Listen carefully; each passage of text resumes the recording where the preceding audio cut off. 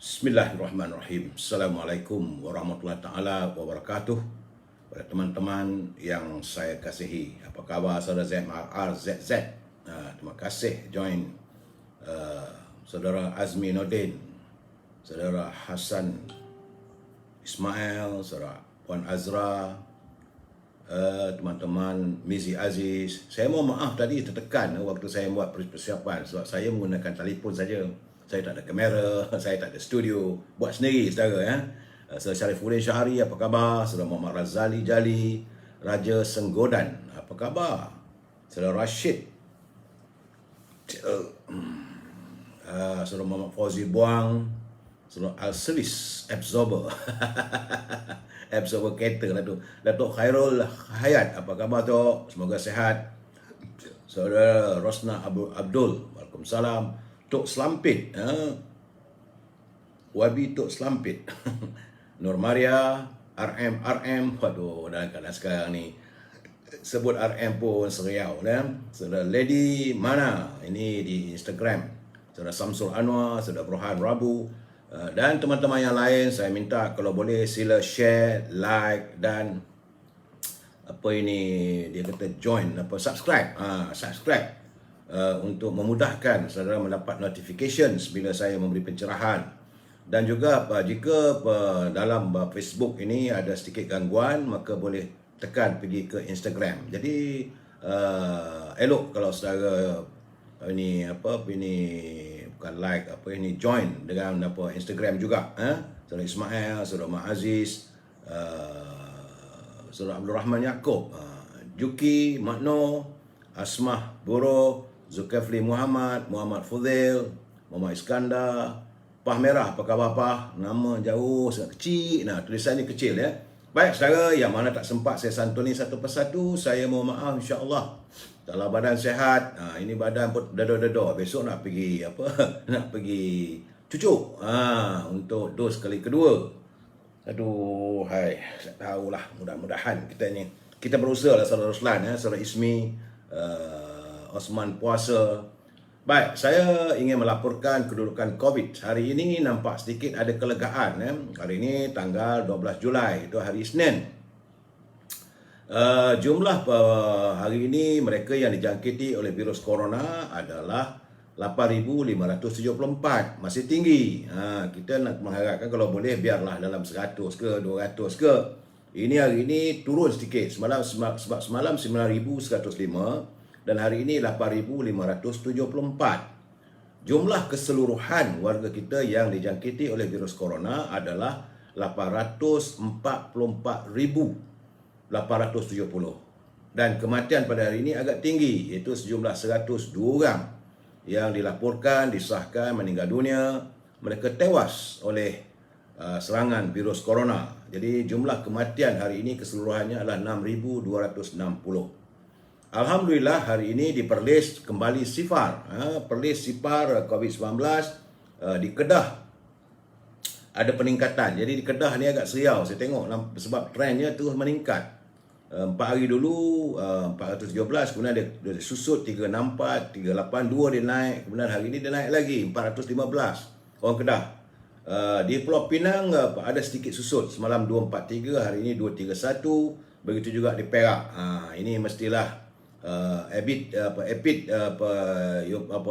labor ni menjerit gamaknya turun sebab semalam 207, hari ini 168. Tetapi di Selangor walaupun susut, cuma angkanya masih lagi 4,308. Semalam 4,682. Ada sedikit kurang daripada di Selangor. Di Wilayah Persekutuan juga susut, agak ketara sebab semalam 1,247. Hari ini 609 warga di wilayah Persekutuan. Di Putrajaya juga susut, semalam 49, hari ini 45. Cuma di Negeri Sembilan, saya boleh nyatakan bahawa lingkung di Negeri Sembilan ni tak menentu. Sebab semalam dia susut daripada 638 kepada 541. Hari ini dia melonjak balik kepada 794. Saya berkeyakinan ini tentulah di kawasan-kawasan kilang. Di Melaka juga 2 hari lepas meranjatkan kita sebab di Melaka 835. Bagaimanapun semalam dia susut 278. Tapi hari ini dia melonjak balik pada 411. Begitu juga di Johor. Di Johor dia daripada 392 dia naik kepada 407. Dan di Pahang nampak gayanya. Jadi warga Pahang harus berhati-hati ya. Saya lihat nampak gaya trend di Pahang, trend peningkatan. Daripada 214 dia bermula daripada 152 4 hari dulu. 5 hari dulu. Kemudian dia naik 214. Kemudian dia naik lagi 247. Semalam dia naik 300 dan hari ini dia naik lagi 314. Jadi trend di Pahang itu trend grafnya meningkat ya, bukan menurun dan tidak ada gelombang, dia terus graf meningkat. Di Sabah nampak gayanya juga ada peningkatan sebagaimana di Pahang daripada 251 semalam dia naik 271, hari ini 298. Jadi kedua-dua negeri tersebut harus berhati-hati, berusahalah kita melakukan penjarakan sosial, menjaga kebersihan diri dan tinggallah di rumah, tak perlulah kita keluar rumah dan sebagainya. Tiada keperluan, tak ada perlu kita keluar rumah, duduk di rumah. Sebab tu saya kata dalam keadaan-keadaan begini elok kita merawat cinta kasih kita bersama keluarga. Setara di Kelantan disusut ya, dia semalam di Kelantan susut daripada 150 kepada 133. Cuma di Terengganu ada peningkatan semalam 38 double digit. Berapa hari di Terengganu? 1, 2, 3, 4, 5, 6, 7 hari. Dah seminggu dah, cantik dah. Tiba-tiba hari ni melonjak pada 140. Itu di Terengganu. Di Labuan ada sedikit peningkatan tapi masih lagi double digit. Dan di Sarawak nampak gayanya trend susut. Semalam 270, hari ini 235. Itulah gambaran yang saya dapat berikan kedudukan di seluruh negara, di tiap-tiap negeri berhubung dengan COVID-19. COVID-19 ni tinggi lagi, kerajaan PN ni tak tahulah Saudara Rizal, kita jangan menuduh, tapi nampak gayanya itulah keadaan yang kita zahirkan kebimbangan kita. Dan bagaimanapun saya mendapat perkabaran bahawa Ketua Pengarah Kementerian Kesihatan yang bahagia Tan Sri Dr. Nur Hisham kata bahawa sekarang ini kita boleh menggunakan ivermectin yang selalu dijeritkan oleh Saudara Datuk Lokman Adam, bahawa boleh digunakan ubat ivermectin dalam negara, dan bahagian regulatory farmasi negara sudah pun meluluskan penggunaan off label, artinya bahawa boleh digunakan. Jadi kalau ada saudara menara kita, bolehlah cari ubat. Adalah ubat, kalau tidak kita hanya bergantung pada vaksin. Bahawa ini kalau disyaki saudara-saudara kita yang dijangkiti oleh virus corona, bolehlah menggunakan ivermectin, tapi kabarnya harganya mahal, 400 lebih ya. Kerana Kementerian Kesihatan Malaysia telah membenarkan penggunaan ivermectin secara off-label, iaitu ubat di luar indikasi yang tertera dalam label ataupun di luar persetujuan lembaga yang bertanggungjawab, tapi dengan pemantauan rapi petugas di hospital. Ya, kalau saudara dijangkiti oleh virus corona, ada saudara kita, bolehlah gunakan ivermectin. Kerana menurut Dr. Nur Hisham, setakat hari ini hasil kajian klinikal tidak mencukupi yang membuktikan bahawa ivermectin boleh merawat COVID-19. Dan terdapat kesan sampingan antaranya ataksia atau masalah keseimbangan sawan dan seumpamanya. Jadi itulah keadaannya. Saya harap bahawa kadang-kadang begini agak melegakan kita. Ada ubat lah, bukan tak ada ubat ya. Dan kalau kita melihat keseluruhan sehingga hari ini 12 hari, 12 Julai, jumlah keseluruhan mereka yang dijangkiti oleh virus corona masuk hari ini 8,574, artinya sudah 92,891 dalam tempoh 12 hari. Jadi berusahalah saudara untuk kita berusaha untuk memastikan virus corona ini segera kita putuskan jaringannya. Saudara, usai laporan COVID-19, saya pun tak seronok nak memberi laporan ni sebab melaporkan orang sakit, orang mati, tak seronok. Kita harusnya bercerita yang seronok-seronok, tapi tidak mampu untuk setakat ini. Baik, bagaimanapun saya dapat sedikit kiraman kawan-kawan. Bagaimana ini mungkin berulang-ulang, jadi kalau saudara dah biasa dengar tu, elok untuk kita dengar sekali lagi. Dan saya buat dalam 3 bab, iaitu 3 hari berturut-turut, saya akan memperjelaskan bahawa sebenarnya tentang virus corona, penyakit dan ini sebenarnya ada dalam Quran. Ada jawapannya apabila orang bertanya. Bahawa tahukah anda semua persoalan berkait COVID-19 ini memang ada dah jawapan dalam Quran kalau kita mengkaji. Sebab bila manusia ini bertanya pada Sang Khalik, iaitu yang Maha Agung, Allah SWT, apakah gerangan yang sedang menimpa kami ini? Maka dalam surah Al-Baqarah ayat yang ke-155 ada menjawab. Dia kata, sesungguhnya akan kami berikan cubaan kepada kalian dengan sedikit ketakutan, kelaparan, kekurangan harta, jiwa dan kekurangan buah-buahan. Jadi manusia bertanya lagi, mengapa harus kami diuji dengan wabak seperti virus corona ini? Dalam Al-Quran juga sedia ada jawapannya. Dalam surah Al-Ankabut, itu ayat yang kedua. Ya, Al-Quran menyatakan, apakah manusia itu mengira bahawa mereka dibiarkan saja dengan mengatakan kami telah beriman, sedangkan mereka tidak diuji. Jadi ini merupakan ujian daripada Allah SWT, saudara. Kemudian mereka bertanya lagi pada Sang Khalik, untuk apa sesungguhnya ujian ini, ya Allah? Surah At-Taghabun ayat yang ke-11. Al-Quran menyatakan, tidak ada sesuatu musibah pun yang menimpa seseorang kecuali dengan izin Allah SWT. Jadi barang siapa yang beriman pada Allah, nescaya dia akan memberi petunjuk ke dalam hatinya. Jadi kita harus sabar, percaya pada qada dan qadar.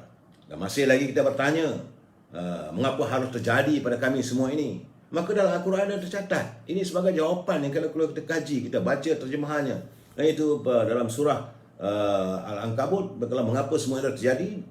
Ayat yang ketiga, telah pun dinyatakan oleh Allah SWT, dan sesungguhnya kami telah menguji orang-orang sebelum mereka.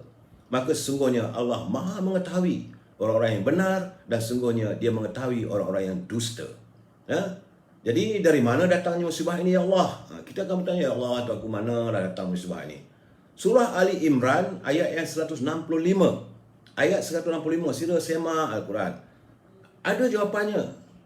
Dari batang ni katanya itu dari dirimu sendiri. Dari mana datangnya semua ini adalah datangnya dari dirimu sendiri. Tapi kita pun bertanya, ya Allah, wabak ini sungguh buruk bagi kami. Maka ayat surah Al-Baqarah menjawab, boleh jadi kamu membenci sesuatu padahal ia amat baik bagimu, dan boleh jadi pula kamu menyukai sesuatu padahal ia amat buruk bagimu. Allah mengetahui sedang kamu tidak mengetahui. Semua ini kita serahkan kepada Allah SWT, saudara, ya. InsyaAllah malam besok ada rezeki, ada usia panjang, ada jodoh pertemuan kita, saya akan sambung lagi. Sebab teman-teman saya menghantar kiriman untuk kita berkongsi pandangan, berkongsi ilmu. Sebab saya katakan pencerahan saya ini adalah pencerahan untuk, kalau ada ilmu kita gunakan untuk ilmu kita, ya. Mutiara kita hari ini adalah kehidupan hari ini, saudara, adalah terhasil dari apa yang kita lakukan masa silam. Kehidupan yang akan datang hanya terukir oleh setiap tindakan kita pada hari ini. Oleh itu, lakarkanlah masa depan anda dengan lebih indah dari pengalaman silam. Jadi kita ada pengalaman, kita lakarkanlah kehidupan masa depan kita untuk hari-hari yang ke depan supaya lebih indah daripada apa yang kita alami. Ingat, saudara, apa yang kita alami hari ini adalah kesan daripada tindakan kita di masa silam. Salam impian, moratorium dan kumpulan wang simpanan pekerja RM10,000. Kalau negara berbelanja tanpa had, maka kita akan menuju kemuflisan, saudara. Sebab itu kita minta agar Parlimen segera bersidang supaya ada semak dan imbang. Dan sehingga saat ini masih lagi saya belum mendapat kiriman, dapat berita yang secara tuntas bagaimana moratorium itu diberikan kepada pinjam bank dan institusi kewangan. Malahan saya mendapat kiriman banyak, teman-teman apa semua. Saya haraplah supaya pihak bank dapat memikirkan untuk memberi moratorium juga kepada kaki tangan kerajaan yang beli rumah. Sebab mereka membeli rumah tapi masih dikendaki membayar ansuran bulanan. Dalam keadaan sekarang ni, dalam keadaan begitu teruk ekonominya, diharapkan agar pihak bank tidaklah meneruskan untuk menuntut hutang, sekurang-kurangnya bagilah mereka kelegaan 6 bulan. Sebab bayaran ansuran rumah ni tinggi. Kalau rumah tu ada yang 1,500, ada yang 2,000. Jadi wang itu begitu berarti bagi warga kita untuk menyambung kehidupan. Mungkin mereka ada gaji tetapi tidak mencukupi dalam keadaan barang yang begitu naik, dengan keadaan kehidupan yang begitu tenat sekarang ni. Wang diperlukan untuk bayaran dan sebagainya, nak menjaga makanan keluarga. Jadi saya mengharapkan supaya pihak Kementerian Kewangan khususnya yang menjaga jabatan pembelian rumah di kalangan kaki tangan kerajaan. Elakkanlah, berilah mereka sedikit kelonggaran selama 6 bulan, saudara. Bukan banyak pun, untuk mendapat moratorium ini, supaya dapatlah mereka gunakan wang itu untuk berbelanja, bukan untuk belanja mewah, untuk berbelanja menanggung kehidupan. Dalam saat makanan, harga barang makanan begitu tinggi, keadaan tidak menentu sekarang ni, saudara. Ya. Dalam keadaan begitu, saya haraplah, dan kita amat mengharapkan, saya hanya melontarkan pandangan saudara yang kepada saya, minta saya suarakan agar kaki tangan kerajaan yang beli rumah, supaya mereka juga diberi moratorium dalam pembelian atau pembayaran ansuran harga rumah yang mereka beli. Saudara, begitu juga dengan kumpulan Wan Sebarang Pekerja. Hari ini saya belum dapat apa-apa berita apakah sudah tuntas, bila sebenarnya pembayaran akan dibayar. Ya, kita mengharapkan warga di kumpulan Wan Sebarang Pekerja itu dapatlah membantu segera. Jangan dilengah-lengahkan. Ya, mereka nak keluarkan wang ini bukan wang daripada kerajaan, ialah wang yang simpanan mereka, hasil titik peluh mereka. Dalam keadaan susah begini, izinkanlah mereka dapat menggunakan wang tersebut yang merupakan milik mereka. Saudara, jadi saya belum dapat lagi menerima penjelasan daripada kumpulan Wan Sebarang Pekerja. Tapi mulai hari ini, kaunter-kaunter sudah pun dibuka dan saudara boleh masuk dalam internet ataupun dalam menggunakan komputer untuk melayari apakah anda layak dan sebagainya. Ya, silalah buatlah sekarang dengan segera supaya dapatlah anda menikmati sedikit, bukan apa pun, bukan nikmat pun, untuk menyambung kehidupan yang begitu sukar. Cuma kita mengharapkan tuntutan sebagaimana pergerakan pemuda UMNO minta, kalau boleh minta supaya diberikan one off. Kalau boleh 10,000, tak dapat 10,000 pun 5,000. Biar serentak. Jangan bagi 5-10,000, bulan depan tunggu lagi. Tidak ada artinya. Jadi bagi akhirnya jadi seperti ikat kain pelekat. Naik tutup pusat, nampak lutut, tutup lutut, nampak pusat. Itu keadaannya, ya, saudara. Tajuk perbincangan kita malam ini, mungkinkah Parlimen tergantung? Ini keadaan, saudara. Mungkinkah Parlimen tergantung? Sebelum saya memberi pencerahan kedudukan politik ini, kita santuni dulu apa kata Pak Nazir dalam pantunnya. Terima kasih Pak Nazir. Cantik bahasa Pak Nazir ni. Kata Pak Nazir, lengan terkehel serba tak kena, cuba meraba si tangan kiri. Jadi ketika tangan kanan ni terkehel, dah je serba tak kena. Jadi cuba guna tangan kiri. Kalau jahil bahasa istana, jangan cuba meninggi diri. Jadi Pak Nazir pun dah mula rasa bosan terhadap pimpinan yang tidak mahu menyantuni titah tuanku. Jadi katanya kalau jahil bahasa istana, janganlah cuba meninggi diri. Apa kata Pak Nazir lagi? Lemak puyuh goreng kelah, bakar ketuka, bersambal lada. Orang Melayu terus berbalah. Tunggulah tika kesal melanda. Jadi beliau unsing. Memanglah Pak Nazir berseru supaya kita warga bangsa khususnya orang Melayu janganlah terus berbalah kerana nanti kita akan kesal. Akhirnya bumi dipijak milik orang. Saudara, itulah kata Pak Nazir dalam pantunnya. Jadi sebelum saya memberi pencerahan, saya ingin mengingatkan sebab saya lihat dalam YouTube, dalam Instagram, dalam beberapa media memang ada suntingan dilakukan tentang live saya ini, tapi tidak mencapai maksud sebagaimana yang saya maksudkan. Sebab saya ada dia punya susunannya, jadi baru orang faham. Kalau main terjah begitu, jadi boleh menimbulkan pelbagai prasangka yang tidak betul. Jadi pada teman-teman yang nak menyunting, sekali lagi saya ingatkan bahawa mereka yang menyunting live saya ni dan masukkan dalam channel YouTube ataupun apa-apa channel pun, maka adalah menjadi tanggungjawab anda atas setiap suntingan. Pihak saya tidak akan bertanggungjawab langsung atas suntingan yang dilakukan ataupun sebarang komen.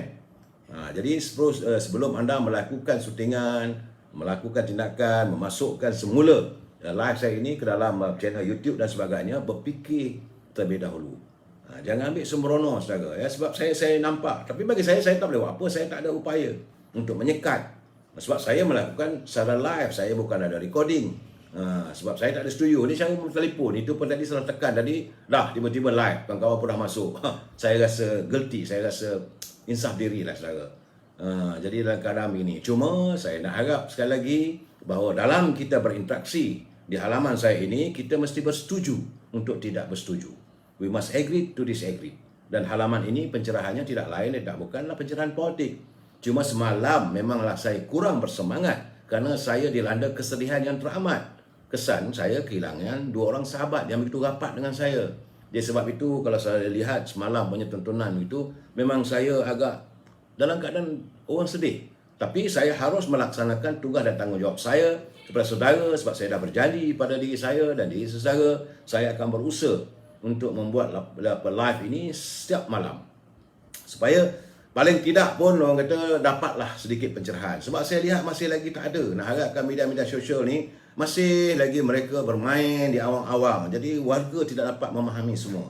Nak harapkan teman-teman di pejabat UMNO pun tak buat juga. Jadi saya fikir, if the mountain doesn't come to Muhammad, Muhammad go to the mountain. Jadi tindakan saya tidak lain tak bukan adalah untuk memberi pencerahan.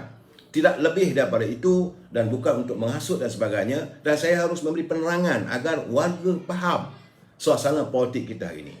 Saudara, semalam, 9 hari bulan, tanggal 9 Julai, seorang lagi pemilik bengkel motosikal mengambil keputusan menamatkan hidupnya dengan menggantung diri dalam sebuah bengkel motor di Jalan Persekutuan Ipoh, Butterworth, berampingan dengan kawasan Masjid Tinggi semalam. Jadi mangsa dikenali sebagai nama Tan Hock Meng, berusia 60 tahun. Dan mayatnya ditemui oleh isterinya tergantung dalam bengkel miliknya serta tidak pulang ke rumah. Dia tinggal di Taman Sinar. Dalam kejadian itu kira-kira pukul 9.30 malam semalam. Menurut sumber, mangsa sebenarnya berhasrat untuk menjual bengkelnya. Dah tak ada upaya lagi lah, bengkel tak ada apa, dia nak jual dalam keadaan kemurungan. Dalam seminggu dua sebelum dia mengambil keputusan menamatkan hidupnya, dia memang kata nak jual lah dia punya bengkel. Dah tak ada upaya lagi. Tapi mungkin kekesalan yang teramat, maka dia mengambil keputusan membunuh diri dengan menggantung dalam bengkelnya sendiri. Itu berlaku di sekitar kawasan Purek Unta di Bagan Serai. Dan semalam, saudara, seorang bekas anggota pihak berkuasa, anggota pasukan keselamatan, turut ditemui mati tergantung di rumahnya di Taman Prima, Bagan Serai, Perak. Jadi keadaan ini secara berterusan. Saya tidak maulah menyiarkan nama dan sebagainya sebab ini bukanlah berita yang baik, tapi untuk kita punya panduan. Janganlah kita mengakhiri hidup kita, kasihanilah keluarga yang ditinggalkan. Mungkin ada sedikit perbalahan suami isteri dan sebagainya. Mungkin kita tidak mempunyai cukup pendapatan. Dalam keadaan sekarang ini semua orang susah. Janganlah kita akhirnya mengambil keputusan mencabut nyawa kita sendiri. Apatah lagi kalau kita umat Islam. Ya, ini mayat anggota tersebut ditemui di Taman Prima di Bagan Serai. Jadi menurut fakta kes pada 11.07 semalam lah, lebih kurang pukul 4 suku petang, bilik gerakan APD Keren telah menerima makluman mengenai kes gantung diri. Jadi di sebuah rumah di nombor 20 lorong 23 Taman Prima Bagan Serai. Punca saya berkeyakinan adalah kerana tidak mampu untuk mengalami tekanan hidup ataupun perbalahan. Dia tambah-tambah pula ni mangsa adalah bekas yang baru pempencin kabarnya, katanya dia berpencin pada 1 bulan Julai tahun ini. Jadi mungkin merasakan masa depan dah pencin, wang tak cukup, gaji tak cukup. Jadi akhirnya saya haraplah bukanlah ini berita yang elok untuk kecil saya, tapi sebagai pedoman. Dan hari ini kalau saya lihat tular di laman media sosial tentang bagaimana beribu, katanya lebih kurang 4,000 orang warga Selangor terpaksa berpanas, beratur sekitar dekat 2 km, panjang jauh. Saya tengok ada ibu, ada orang warga tua, warga emas, dan pasalnya setengahnya duduk atas jalan menunggu giliran untuk mendapatkan perawatan ataupun dapatkan pemeriksaan berhubung dengan virus corona. Yang ini yang selalu saya katakan, beginilah yang saya selalu tekankan, pihak Kementerian Kesihatan, pihak kerajaan negeri harus memikirkan cara bagaimana berilah sedikit keselesaan kepada mereka yang disyaki dijangkiti oleh virus corona ataupun mereka mau mendapatkan rawatan atau mereka mau mendapatkan perlindungan daripada virus corona ini, janganlah diseksa. Dan saya lihat mereka berapat tak ada penjarakan sosial. Dan ini pasti melebarkan jangkitan. Jadi kita dah bercakap, hari-hari berkempen, jaga, pastikan Majlis Keselamatan Negara dalam telefon, pastikan kita menjaga penjarakan sosial. Nak jarak macam mana kalau lah 2 km semua beratur dalam bawah panas, terik mentari. Jadi saya rasalah, pandangan saya tidak seharusnya. Mesti ada tindakan. Cuba kita dengarlah dalam video tu pihak berkuasa di Stadium Merawati, saudara, pihak berkuasa kata jangan gempuh-gempuh, jangan begini. Masalah sekarang ni sebab tempat untuk rawatan itu tidak disediakannya secara tuntas. Jadi digunakan stadium. Ada orang teman-teman mengatakan saya tu, kenapa marah buat kat stadium? Sebab saya mengatakan di seluruh negeri Selangor mempunyai banyak klinik-klinik swasta. Dan kita dulu ada klinik satu Malaysia. Kenapa tak digunakan? Berinteraksi lah. Kita ada MySejahtera, komunikasi yang mudah. Hari ini segala-galanya di ujung jari. Tiba-tiba kenapa kita dera? Saya merasakan ini seolah penderaan mental. Dan bukan saja mental, penderaan fizikal. Duduk di bawah terik mentari, ada payung-payung, tak ada payung tu. Saya nampak, saya sedih melihat warga emas yang terpaksa duduk bersila di atas jalan. Ini bagi saya ini bukan satu cara melayan warga kita, warga-warga yang telah berjasa. Ya, saya tak boleh terima. Dan pihak berkuasa sama ada Stadium Melawati ataupun Kerajaan Negeri Selangor, Kementerian Kesihatan dan sebagainya. Begitu juga macam kita tengok tular, ada seorang warga kita ni sebab telah mendapat tahu bahawa banyak mayat di Hospital Kelang yang bertindih-tindih, maka dia katanya dia bagi derma sebuah kontainer. Ada pula permalahan, konon tak boleh terima dan sebagainya. Jadi saya nampak bahawa keadaan ini bukanlah untuk kebaikan rakyat, seolah nak menyeksa. Inilah keadaannya, saudara. Jadi saya haraplah dalam memberi rawatan kesihatan pada warga kita, kita perlulah memikirkan keselesaan mereka. Kita pertama sekali memanglah kita kena jaga keselamatan negara kita. Kita jaga warga kita. Warga kita lebih dahulu. Jangan kita utamakan orang yang pekerja-pekerja kilang. Mereka punya hal lah.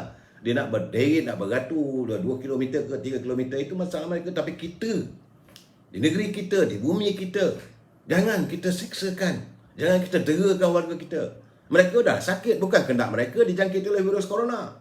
Bila virus ini mengganas, dia tak peduli orang sebab berkali-kali kita dalam peperangan dengan virus corona. Jadi pihak berkuasa harus mencari upaya. Ini yang bila kita katakan kerajaan gagal, anda marah dekat saya.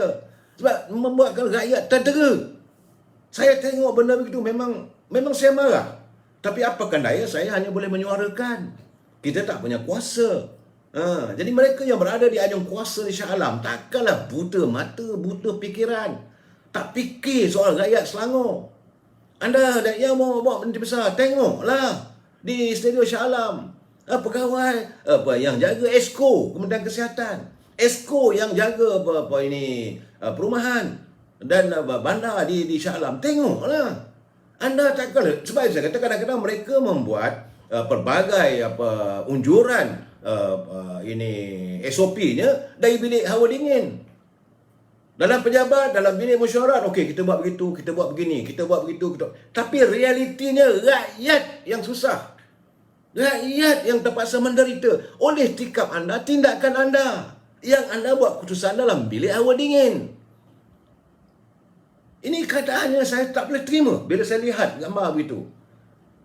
Dan saya tengok pula sekali tiba-tiba ada pula kenyataan daripada Menteri Kebajikan Masyarakat dan Wanita Rina Harun. Bukan kerana dia daripada parti yang bukan UMNO, maka saya kata tidak. Tapi bila dia mengatakan bahawa dengan bangganya dia mengatakan bahawa kerajaan memperuntukkan sebanyak 500 bilion untuk membantu dalam rangsangan ekonomi, dalam membantu prihatin. Tak betul tu Rina. Anda sebagai menteri, anda punya pegawai, anda mempunyai sebuah sistem politik, anda mempunyai pegawai akhbar.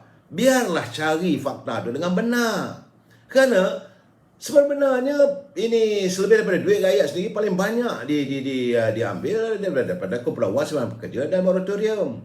Jadi janganlah kata Sebenarnya tak sampai pun 500 bilion. Saya dapat tengok, Allah, kenapa? Jumlahnya cuma 87 bilion saja.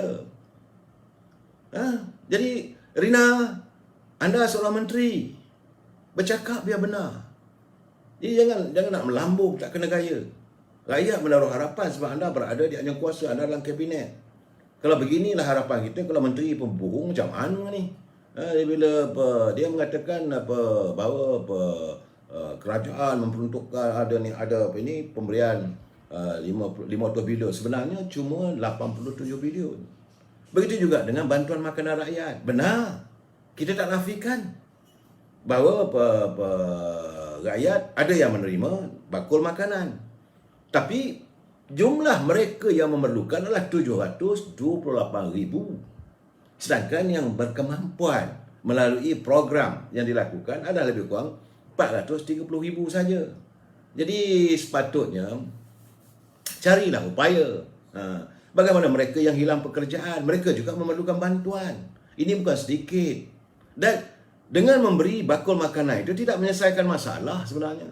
Bolehlah untuk menyambung ke depan, tetapi mereka nak cari penghidupan sebab mereka dah hilang pekerjaan. Ini yang saya katakan, perlu dicari di jalan, dipikirkan upaya bagaimana nak menyelamatkan warga kita yang semakin tertekan.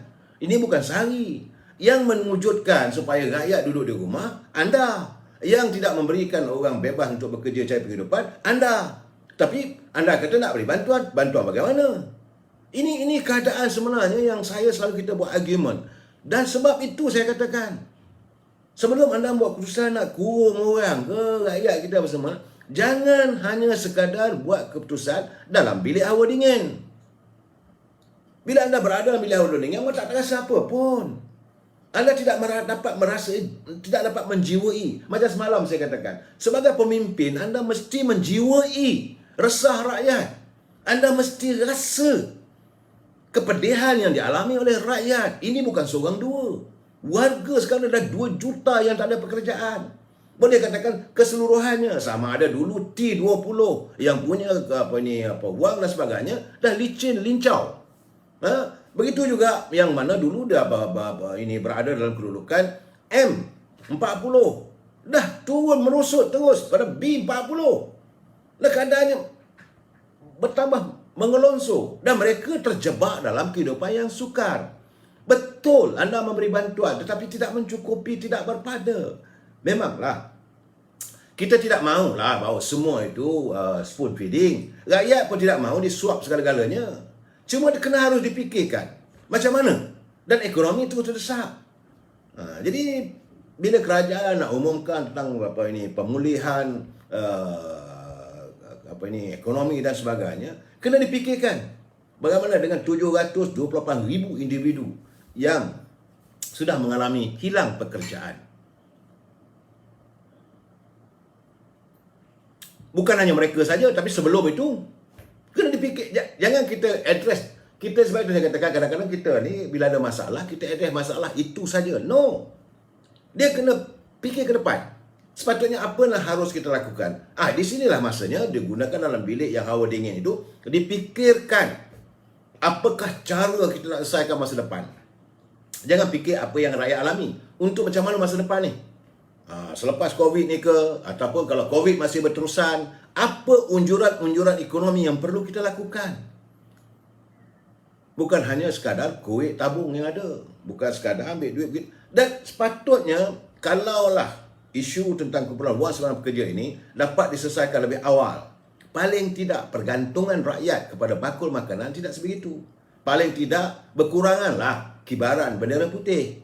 Sekarang ni masalah sekarang ni dah ada pula bendera hitam. Bendera hitam ni bukan satu benda yang baik untuk negara kita.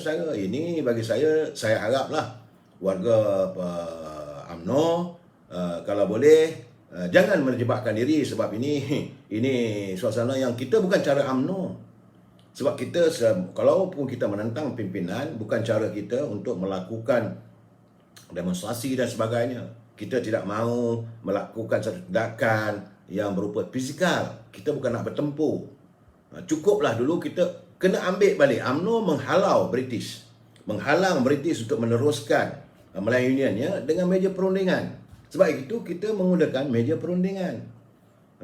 Jadi dalam keadaan begini kita haraplah supaya kerajaan berkata benar, pimpinan negara berkata benar apa yang harus dilakukan. Ini masalah sekarang ni menteri duduk di luar. Tular dalam video media sosial. Azmin Ali melawat pergi ke apa ini, sekarang ni berada di Turki pula. Ambil gambar. Rakyat sedang menderita. Kamu seronok di luar negara. Siap bergambar dan kirim post dalam media sosial. Apakah niat anda membakar hati dan perasaan rakyat? Di sini saya katakan pimpinan tidak ada langsung keprihatinan. Dan dia berada di sana tu, kalau dia sebagai menteri dengan keluarganya, apakah ditanggung oleh negara? Dia gunakan duit rakyat. Kalau kamu gunakan duit kamu sendiri pun tak ada keperluan kamu nak tunjuk kamu sekarang berada di Turki. Berada di Austria. Guna berada. Tak perlu. Dalam keadaan sekarang ni, kenapa hati rakyat dibakar dengan perasaan sebegini?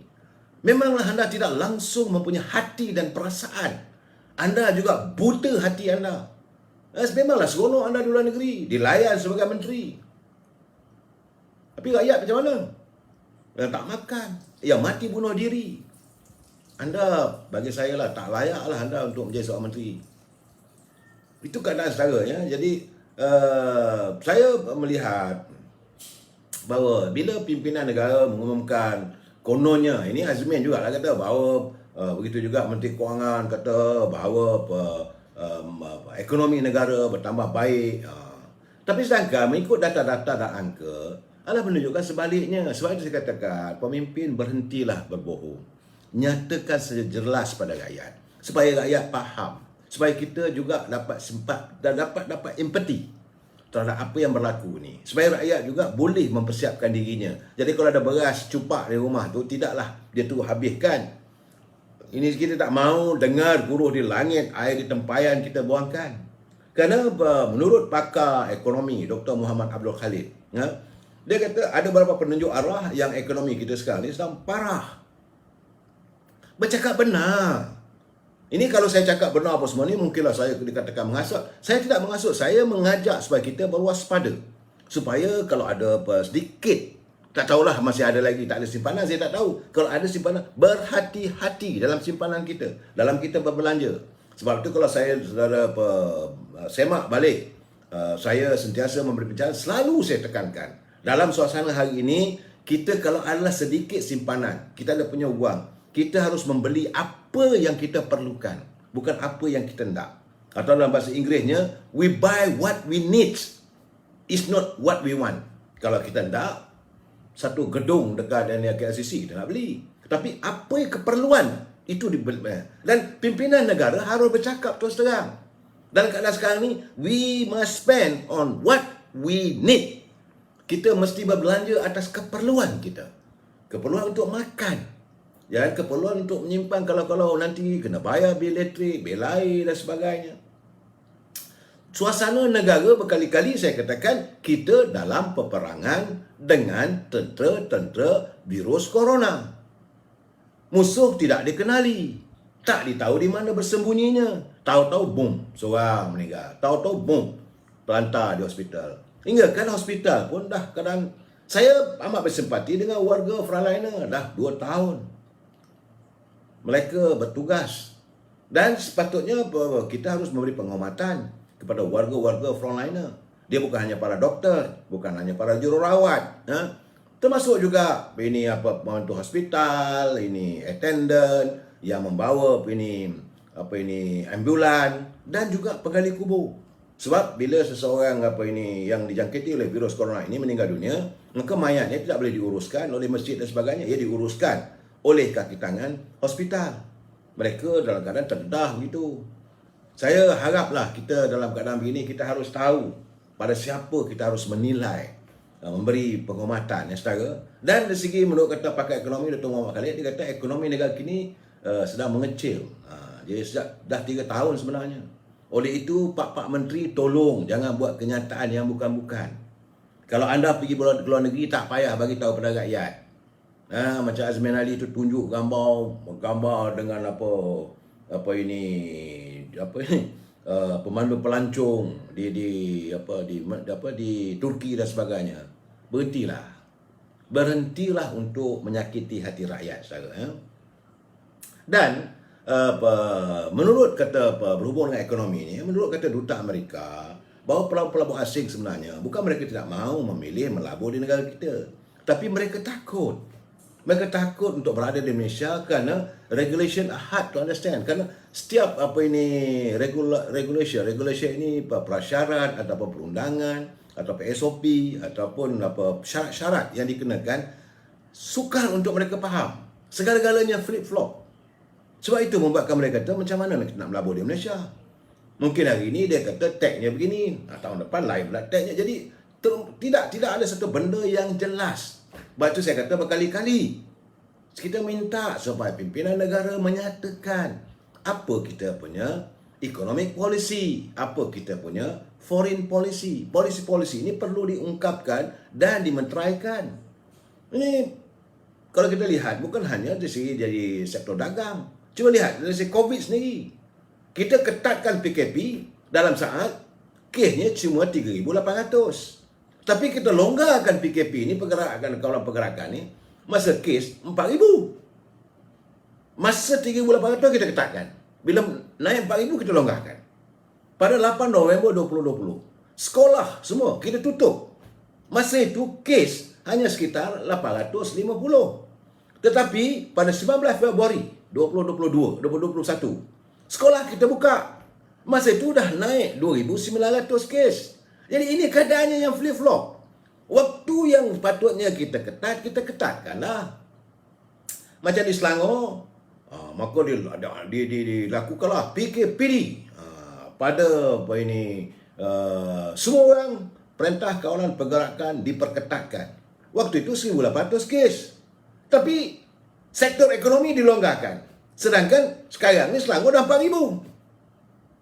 Bila kita laksanakan PKPD, tutup total lockdown, total lah. Ini tidak ada longgar sana, longgar sini. Sekarang ni, okey saudara. Sebelum ni, kita tak berani nak buka masjid. Waktu tu dalam 2,000, 3,000. Masjid tutup. Sekarang boleh pula buka. Sedangkan waktu sekarang ni, mungkinlah hari ni 8,000 lebih, tapi dah 2 hari 9,000. Buka pula. Jadi di sinilah kita meletakkan macam mana para pelabur nak yakin dengan regulation ataupun dengan peraturan-peraturan yang kita buat. Segala-galanya flip-flop.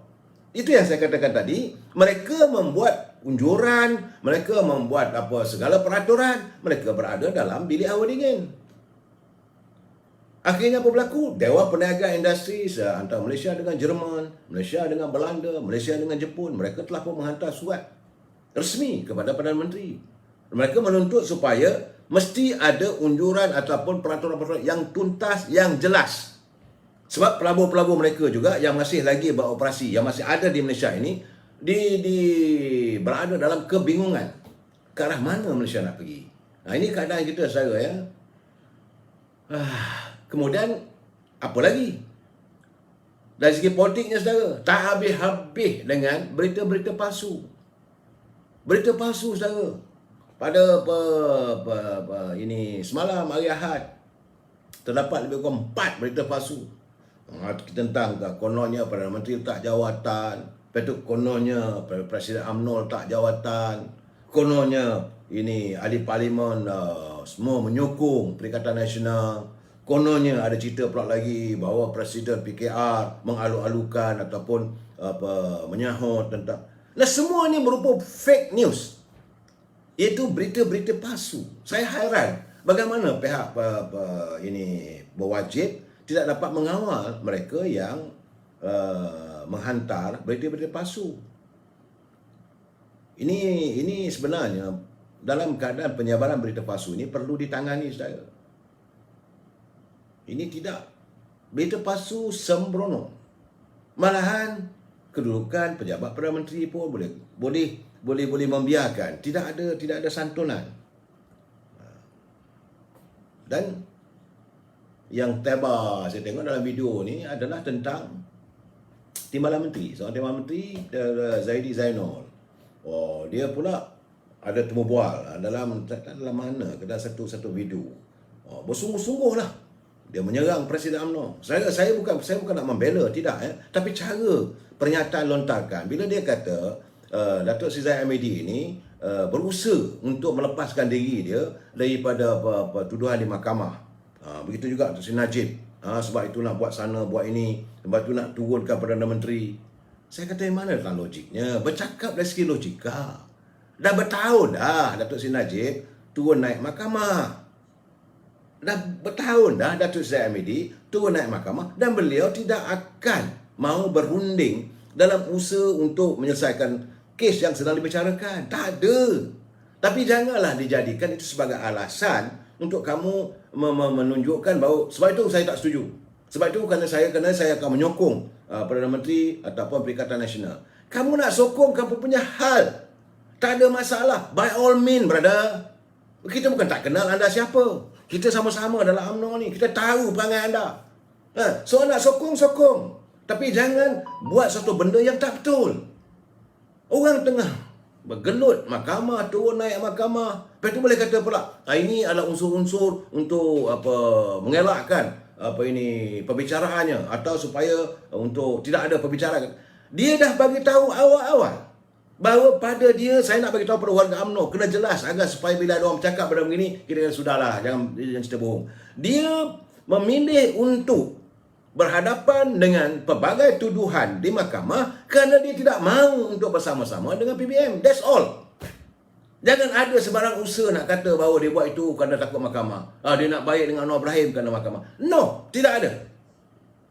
Yang dia nak tengok, nak dia lihat, pertama-tama sekali martabat UMNO ini dipertahankan. Soal anda tak sokong itu anda punya hal. Negara kita mengamalkan demokrasi. UMNO ini sebuah parti pertubuhan politik yang memberi kebebasan untuk anda memilih jalan kiri ataupun kanan. Asalkan tidak bertentangan dengan undang-undang. Tapi janganlah diheret rakyat untuk memikirkan yang bukan-bukan. Jadi saya haraplah sahabat saya ni, ketua bahagian di ini, Padang Besar tu, tahulah, jangan mabuk ketum lah gamaknya.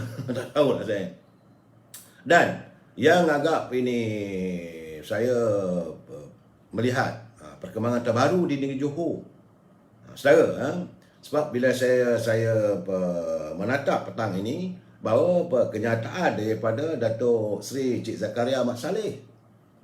Beliau saya yakin beliau adalah pimpinan bersatu di negeri Johor. Dia kata bahawa kemungkinan kerajaan negeri Johor bakal tumbang. Kerana hari ini kedudukannya di negeri Johor, UMNO Barisan Nasional mempunyai 29 kursi.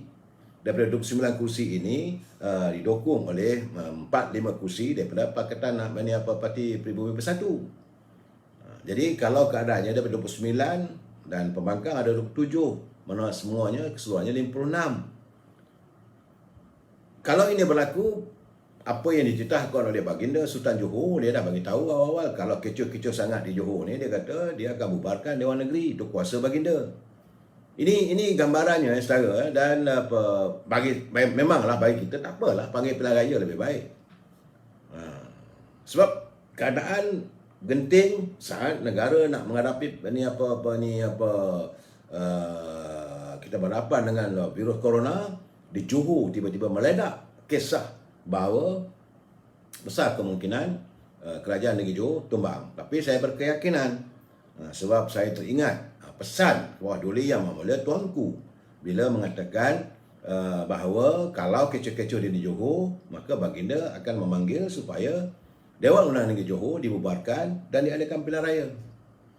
Ini keadaan saudara. Jadi kalau mereka nak tunjuk lawak lah. Mereka marah, saya tahulah dia marah sebab UMNO sudah membuat keputusan tidak menyokong kerajaan Perikatan Nasional. Ini jelas, jadi mungkin sebagai tidak balahnya.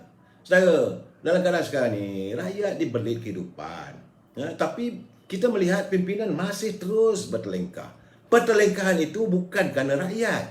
Saya melihat bukan kerana pertelingkahan yang berlaku sama ada di anjung kuasa Distrik Perdana, di tingkat 38 menara UMNO dan di parti-parti politik. Tidak masalah rakyat. Mereka bertelingkah kerana diri mereka. Mereka bergaduh sesama diorang tu kerana mengejar pangkat kedudukan. This is not about the people. Ini yang buat saya marah. Ini bukan kerana rakyat. Ini bukan kerana, barat oleh bantuannya sebanyak sepatutnya, mesti dibagi baku makanan setiap minggu. Kalau itu bergaduh. It's okay kalau bergaduh. Ini tidak. Kerana aku nak jadi apa? Where am I supposed to be? Akan datang aku nak jadi menteri. Aku nak jadi Perdana Menteri. Aku nak jadi Perdana Menteri. Mereka memikirkan soal diri mereka. Memang saya dengar benda bosan. Sebab bertelagah. Lain tak ada. Kalau UMNO-nya tu, yang mana yang tak bersetuju dengan keputusan Majlis Kerja Tinggi, balon Presiden UMNO bagai negara. Yang berada di anjung kuasa pula tu, mereka yang nak mempertahankan kedudukan dalam kerajaan, pimpinan kerajaan yang sudah hilang legitimate, yang tidak ada keabsahan, pun masih lagi bertelagah. Sedangkan kita nak tahu rakyat. Saya menanti apalah unjuran-unjuran yang dilakukan. Sebab itu semalam saya bila dengar Timbalan Perdana Menteri, Saudara Ismail Sabri, dia kata stop politicking. Okey lah tu. Tapi berlagulah balik hari ni di Johor pula. Dan saya yang agak suasana ini, saya melihat bahawa besar kemungkinan bahawa Parlimen akan tergantung, saudara. Keyakinan saya. Tapi yang agak lebih menghairankan saya, bahawa di saat rakyat menunggu Parlimen bersidang, sehingga saat ini tidak ada notis dikeluarkan oleh Parlimen. Ini dijelaskan oleh Dato' Rashid Kosnon dalam sebuah media. Sebab dia kata persidangan Parlimen selama 5 hari yang dijadualkan bermula pada 26 Julai. Tinggal 14 hari lagi, saudara. Dan beliau sebagai timbalan iaitu Dewan Rakyat masih menunggu notis kabinet sebelum boleh memaklumkan kepada ahli-ahli Parlimen berhubung dengan agenda persidangan. Dan kabarnya beberapa pimpinan pembangkang sudah menyuarakan.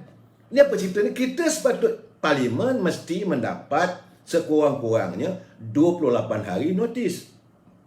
Ini tidak berlaku. Dalam keadaan sekarang ni habis hancur bocai. Peraturan Parlimen dilanggar.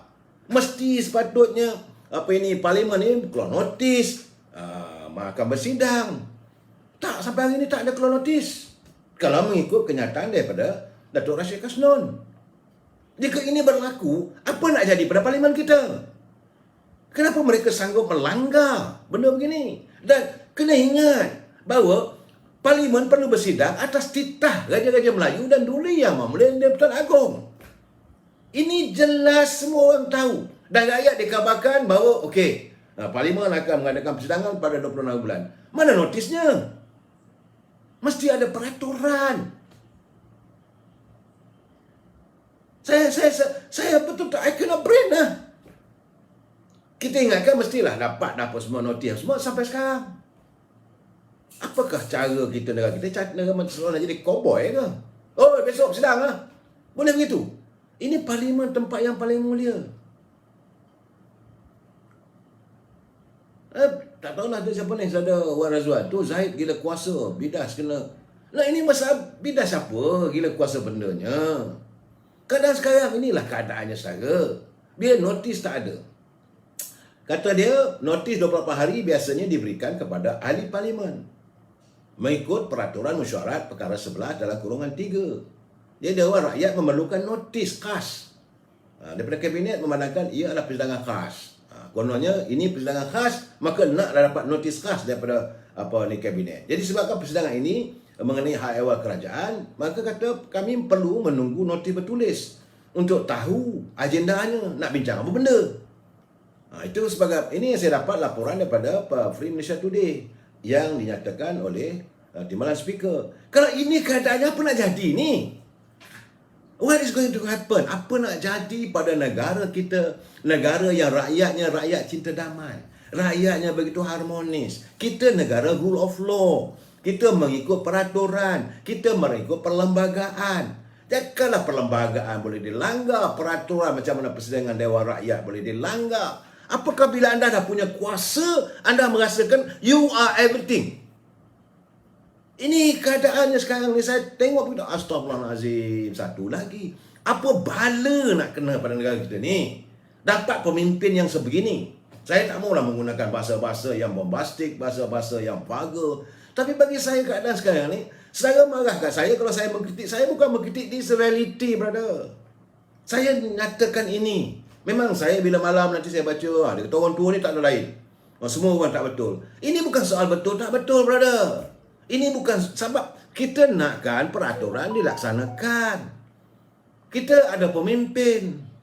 Tapi kalau pemimpin tidak memimpin macam mana? Takkan kita rakyat pula nak memimpin pemimpin? Okey, saudara. Ini keadaan kalau saya lihat bahawa kalaulah Parlimen bersidang, keabsahan Perdana Menteri tergugat. The legitimacy of kerajaan juga tergugat.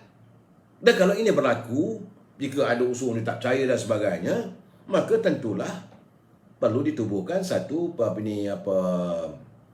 kerajaan yang baru dalam keadaan begini. Dan saya juga mendapat perkabaran. Ini yang saya dapat. Saya belum ada pengesahan. Ini berita-berita angin. Saya ini kabar-kabar angin kita dapat yang dihembus dari awal lalu daripada tingkat 38 di bangunan UMNO. Kabarnya bahawa sudah 20 orang ahli parlimen UMNO sudah mengambil keputusan untuk tidak bersama dengan Perikatan Nasional. Ia berpunca daripada desas-desus mengatakan ada pula di kalangan menteri-menteri dalam Kerajaan Perikatan Nasional, termasuklah ahli parlimen UMNO juga, katanya, saya tak ada tuduhan, ini katanya puncanya kerana sudah ada cubaan untuk berbaik-baik dengan DAP. Saya tepuk dahi lah, selama hari ini kamu tuduh UMNO. Sebab saya katakan UMNO tak pernah menjalin hubungan dengan DAP. Tapi Parti Pribumi Bersatu jelas mereka menubuhkan kerajaan bersama dengan DAP. Tapi tempelaknya kena pada UMNO. Dan kerana yang saya dapat, kerana bila dengar desas-desus, sudah ada pertemuan, ada perbincangan bahawa jika berlaku usul undi tak percaya dan sebagainya di Dewan Rakyat, maka ahli-ahli Parlimen DAP mungkin mengambil keputusan berkecuali. Dan bagi saya soal kaum berkecuali pun, kalau 20 ahli Parlimen UMNO ni tidak memberi sokongan pun tak boleh. Sebab kedudukan Parti Perikatan Nasional sewaktu pembentukan kerajaan dulu, selepas berakhirnya kerajaan Pakatan Harapan daripada langkah Sheraton, hanya mempunyai lebih kurang sekitar 111, 112, katalah 114. Okey, sokongan daripada ahli parlimen. Tapi kalau 20 tarik diri, 20 tarik diri, tolak 114, tolak 20, cuma tinggal 94 saja. Mana ada keabsahannya? Mana ada legitimatenya? Kalau lah pula DAP pula, okey, dia tak nak menyokong. Okey, kamu tak sokong, berapa kiraan bila dalam dewan. Saya kena ingat, bila mengira tentang keabsahan, mengira tentang legitimasi, dia tak boleh kira bahawa dalam waktu itu ahli dewan banyak ini menyokong, ahli dewan ini menentang. Tidak. Dia mesti mendapatkan sokongan sekurang-kurangnya 111 sokongan di kalangan ahli dewan, barulah dia boleh dianggap sebagai ada majority di kalangan ahli-ahli parlimen. Kalau dia dapat kurang daripada 110, maka dia tidak layak untuk menjadi Perdana Menteri dan kerajaan itu perlulah dibubarkan. Ini perlembagaan. Jadi saya bila baca kejadian apa benda lah dia orang ni. Okey, berunding bila ada pengundian nanti, DAP bagi pihak pembangkang. DAP tak mengundi pembangkang. Ini bukan soalan undi pembangkang nak undi Barisan Nasional, Perikatan Nasional, tidak. Apabila sampai pengundian nanti, seandainya ada usul supaya Perdana Menteri mengemukakan usul agar keabsahannya, agar legitimatenya disahkan di Parlimen, dia mesti mendapat sekurang-kurangnya 111 undi. Kalau dia tak dapat 111, maka dia kena menghadap Duli Yang Mulia Pertuan Agong menyatakan bahawa dia kena letak jawatan. Ini tuntutan daripada kehendak perlembagaan. Mengatasi segala-galanya is perlembagaan. Sebab itu setiap ahli-ahli parlimen, waktu mereka mengangkat sumpah sebagai ahli parlimen, adalah untuk memelihara perlembagaan. Saya nak jelaskan kepada saudara kedudukan sebenarnya. Jangan duk main skema je bukan. Jadi kalau katalah bahawa berunding, DAP takkan menyokong kerajaan menyokong pembangkang. It's okay. Tapi apakah mereka akan menyokong untuk Perikatan Nasional? Kalau tak dikira benda begitu. Dan sebab itu kabarnya 20 orang ni sudah pasti tidak bersama-sama dengan Perikatan Nasional. Kalau 20, 13 tolak 20, cuma tinggal 93 saja saya. Dan legitimity dah tak ada. Ini gambaran yang saya dapat daripada tingkat 38. Dan saya sebab itu saya perlu juga menyantuni ada sebab sahabat kita saudara Rizwan Kushaini. Saudara Rizwan dia hantar kiriman pada saya, dia beri pandangan. Saya perlu menyantuni pandangan beliau. Dia kata dalam keadaan segini sekiranya kerajaan tergantung, maka Duli Yang Mahkamah Agung hendaklah melantik mana-mana ahli parlimen yang punya sokongan tertinggi. Sokongan tinggi dia kata tentulah Datuk Seri Anwar Ibrahim. Dalam keadaan sekarang ini, Datuk Seri Anwar Ibrahim pun cuma mendapat 98 kiraan saya. Waktu dia tak boleh nak dilantik, waktu dengan 98 undi. Memang betul. Parti Keadilan dapat kursi dalam pilihan raya dulu sekian banyak. Tapi hari ini kerana adanya 16 orang daripada Parti Keadilan yang menyeberang bersama dengan Tan Sri Muhyiddin, maka kedudukan keadilan juga kurang. Sebab saya kata 98. Kalau 98 tak boleh bentuk kerajaan, saudara. Tak boleh nak kita katakan okey maka Agung kena, tak boleh. Maka sebab itu dicadangkan ada sebaiknya adalah interim government. Soal kita kalangan ini saya tahulah macam mungkin saudara Rizwan Kushaini, beliau merasakan sepajarnya Datuk Seri Anwar Ibrahim. Jadi masalah sekarang ni bukan soal Datuk Seri Anwar Ibrahim. Masalah sekarang ni saya dah kata berkali-kali, inilah rahsia yang tersembunyi yang saudara tidak tahu. Tentang dia beliau mengatakan tentang hujah kononnya Anwar tak boleh PM atas sebab isu teknikal pengampunan. Sebenarnya inilah rahsia tersembunyi. Saudara juga tahu. Sebab seseorang yang diampunkan mesti melalui majlis pengampunan. Saya kena ingat, UMNO sudah mengalami satu ketika dulu waktu almarhum Datuk Harun Idris dimenangkan oleh UMNO sebagai naib presiden. Dan beliau bebas daripada penjara. Tapi dia tak pegang apa-apa jawatan. Sehinggalah Majlis Pengampunan. Waktu itu Perdana Menterinya Tun Dr. Mahathir mengemukakan Majlis Pengampunan, sembah pada Agung. Maka Agung pun menandatangani pengampunan sepenuhnya. Baru boleh pegang jawatan dalam jawatan awam.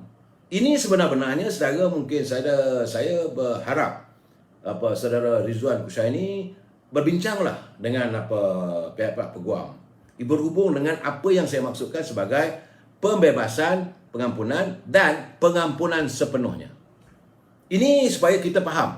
Saya ingin memberi penjelasan bahawa seseorang yang didapati bersalah oleh mahkamah dan dijatuhkan hukuman oleh mahkamah, dia hilang kelayakan untuk memegang apa-apa jawatan. Apatah lagi kalau dia dimasukkan ke dalam penjara. Selepas dibebaskan, sekurang-kurangnya 5 tahun dia kena tunggu. Dan jika itu berlaku, melainkan mendapat pengampunan sepenuhnya daripada ke bawah Duli Yang Mulia yang di-Pertuan Agong. Ini dipanggil full pardon. Dan ini tidak berlaku pada Datuk Seri Anwar Ibrahim. Sebab itu kita merasakan the only choice yang kita ada is kalau berlaku interim, saya melihat tentulah Duli Yang Mulia Pertuan Agong akan memilih Yang Mulia Tengku Razali Hamzah melalui latar belakang beliau semua. Dan saya berkeyakinan Tengku Razali juga akan mengajak Datuk Seri Anwar Ibrahim untuk bersama-sama membantu. Dan sekarang ni masanya kalau benar berlaku Tan Sri Muhyiddin meletak jawatan kesan daripada tidak mendapat sokongan, maka Yang Mulia Tengku Razali juga perlu mendapat sokongan daripada teman-teman dan beliau perlu dibantu. Sebab ini bukan kecil. Sebab kita nak membina kembali sebuah negara yang hancur, yang nak koyak rabak. Bukan hanya disebabkan oleh kita sendiri, tidak. Ekonomi menghudum seluruh dunia. Kita tentulah terkesan. Virus corona menyerang satu dunia. Kita juga terkesan. Dalam keadaan begitu, kesan lepas itu, cuma pimpinan kita ini gagal untuk mengimbangi ataupun menyelesaikan beberapa permasalahan yang sedia ada. Itu saja dia memerlukan seseorang yang ada pengalaman untuk menyelesaikan masalah rakyat. Tuntutan rakyat itu mengatasi segala tuntutan